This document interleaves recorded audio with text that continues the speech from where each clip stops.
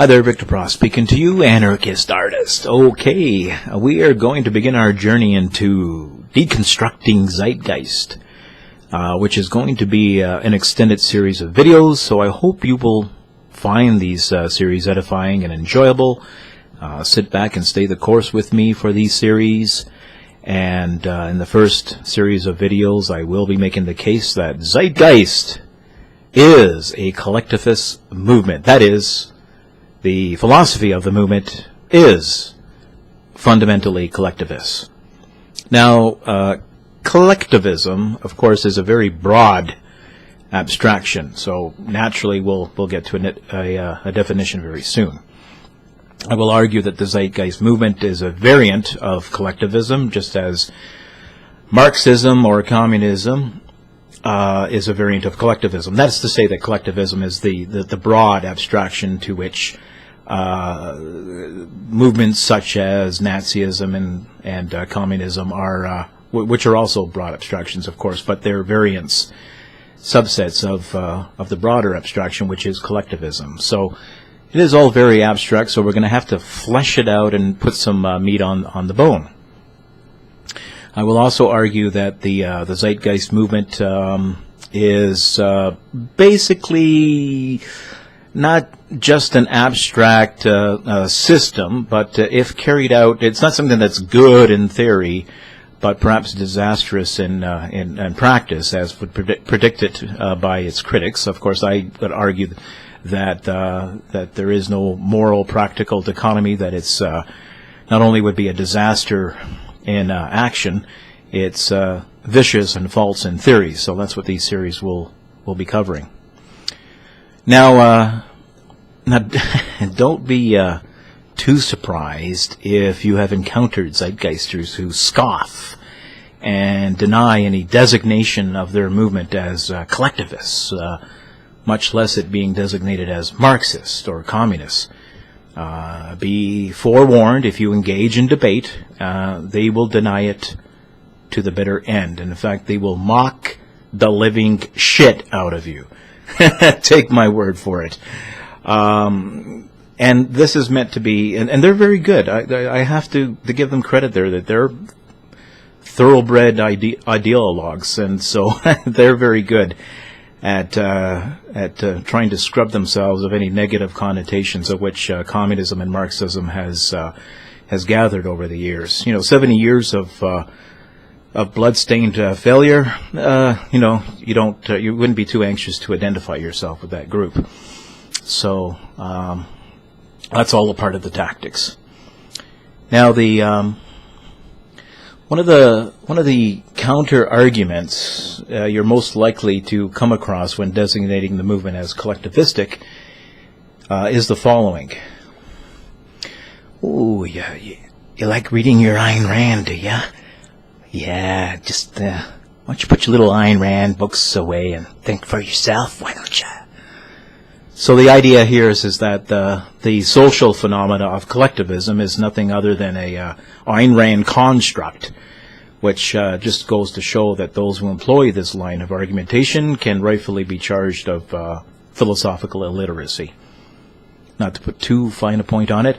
Now, as somebody who is well versed in Rand's writings and well studied in general philosophy, I can tell you the topic has been covered by a bevy of other intellectuals and writers, and what they speak of is of a very real social phenomena. And Rand was merely one writer among dozens to write about collectivism. Emmanuel Goldstein's The Theory and Practice of Oligarchical Collectivism is one example. Goldstein's fictional book is a tale along the thematic lines of George Orwell's 1984, and then we have Huxley's novel Brave New World. And, of course, the great opponent of collectivism was Rand herself. Now let's begin with a definition. Let's begin by defining our terms, shall we? We first have to ask the question, what is collectivism? Collectivism, which is a noun, the practice or principle of giving a group priority over each individual in it. There you go, basic definition. Let's see if we can put some flesh on that bone and draw it out a little bit further. And this is from Wikipedia. Collectivism is a basic cultural element that exists as the reverse of individualism. Collectivist orientations stress the importance of cohesion within social groups, and in some cases, the priority of group goals over individual goals. Collectivists often focus on community, society, nation, or country. It has been used as an element in many different and diverse types of government and political, economic, and educational philosophies throughout history, and most human societies and practice contain elements of both individualism and collectivism. Wikipedia. Now, according to Moyra Grant, in political philosophy, collectivism refers to any philosophy or system that puts any kind of group, such as class, nation, race, society, state, etc., before the individual. Let's see here. According to Encyclopædia Britannica, collectivism has found varying degrees of expression in the 20th century in such movements as socialism, communism, and fascism. In communist systems, collectivist economies are carried out to their further extreme with a minimum of private ownership and a maximum of planned economy.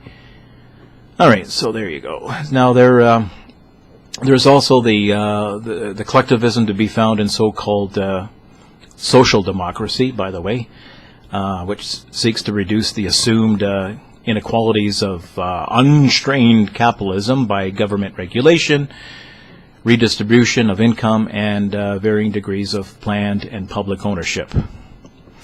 And finally, let's quote Ayn Rand. Why not? Quote, collectivism means the subjugation of the individual to a group. Whether to a race, class, or state does not matter. Collectivism holds that man must be chained to collective action and collective thought for the sake of what is called the common good.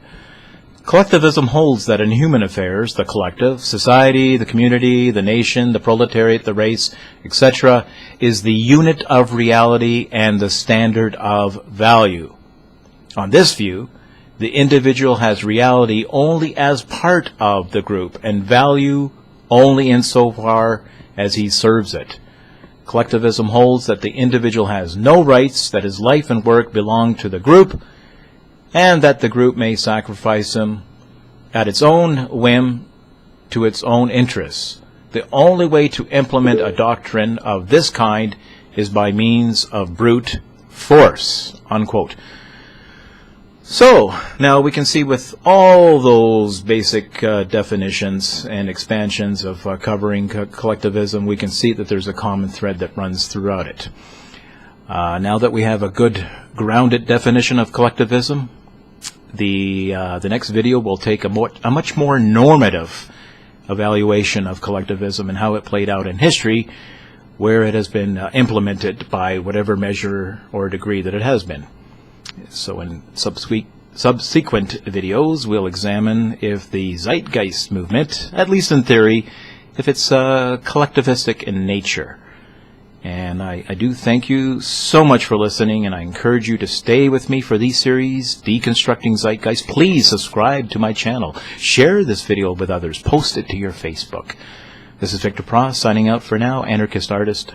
Pop goes the culture.